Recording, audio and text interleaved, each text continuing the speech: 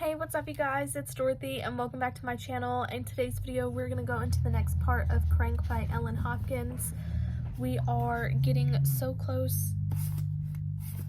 We're already so close to being halfway through the book. We are halfway through the book because page 269, I guess when I was reading it for the first time, I wrote halfway done on the page. That way I knew where I was when I got halfway through the book. That way I could keep myself in check. But anyways, let's get right into this video. This video may contain sensitive topics and foul language. If you do not wish to continue, please click off of the video now. You have been warned. 286. Why was everyone suddenly worried about my IQ? I sank into my down pillow top, reread every word 20 times, right down to his signature. Adam had a poet's soul, but I put the letter down and considered crying, wondering how loving him could bring me so far down, wondering how to stop loving him, wondering if the monster would soon let me come down. I did cry then, climb and dive on the crank coaster. I unlocked my heart and let the hurt out. And then, like he was listening at the keyhole, Chase called. He even asked for Christina. Hey, sweetheart, just checking up on you. You okay? Let's see, speeding, wanting tobacco, crying over a guy I thought I was over, probably going to start my period, just in time to encourage a few new zits right before school started. Fine. Really? You don't sound fine. Can I make you feel better? I told you he was intuitive, even if he wasn't the type I could bring home to Mother. Yes, I liked Chase Wagner. I'd sing to you, but I'm pretty sure that wouldn't help. I jumped in his well of ever-present cheerfulness, gulped deeply, laughed out loud. We talked until Scott needed to use the phone. You probably won't sleep much tonight. Think of me once or twice. At least I hung up, feeling much less alone, pulled out my journal and started to write. Wrote all night. The monster and I had a lot to say. Chase was right. I didn't sleep much that night, and not for the next day or the three afterward either. Sarah invited me over. I told her I felt under the weather, both to escape inevitable questions, demanding uneasy answers, and consider my options. Possibility number 1, Chase likely 2, Brendan maybe 3, someone altogether new. Who knew? I had to pick up my student ID card, so I bummed a ride from Chase, told Mom I was going with Sarah.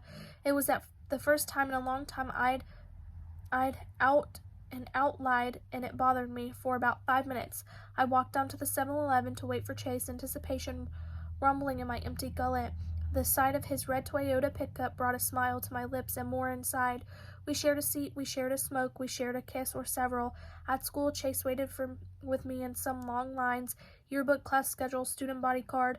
I even smiled for the camera. I had to, with Chase checking out my student body, grinning like a toad.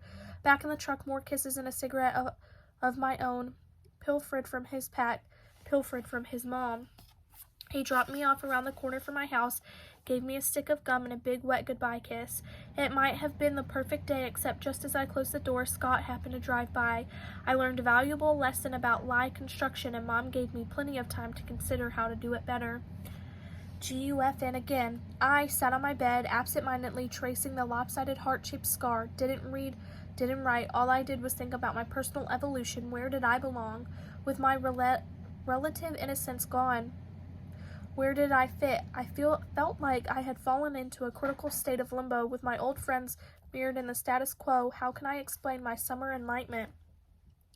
My new crowd, if 3 guys in Guinevere qualified, was not my mom, or I expected. I wondered if I should confess that her sweet, intelligent little Christina did not exist anymore. Leia headed back to school. Mom drove her to the airport. I waited until they hustled off late, then asked to stay home claiming cramps. Mom gave me a look, but I could prove the cramps were real.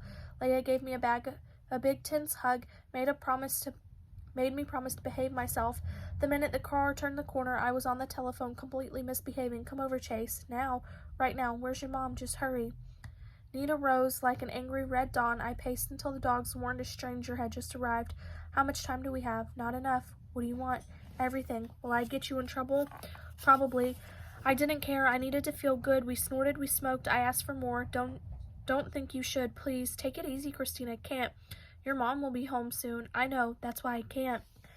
Chase left me with goodies he didn't want to. Told me no way, but Bree mistress of persuasion, knew a trick or two to get her way. Christina swore to keep her in check, and she tried, but no way to slow the electric impulse flow of our brain.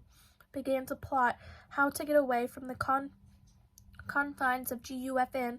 Sweet talk, Mom. Little chance of that working. A crazy idea soon hatched to sneak away from one spectacular last summer fling instantly. Insanity. That's what it was. School starting in only 2 days.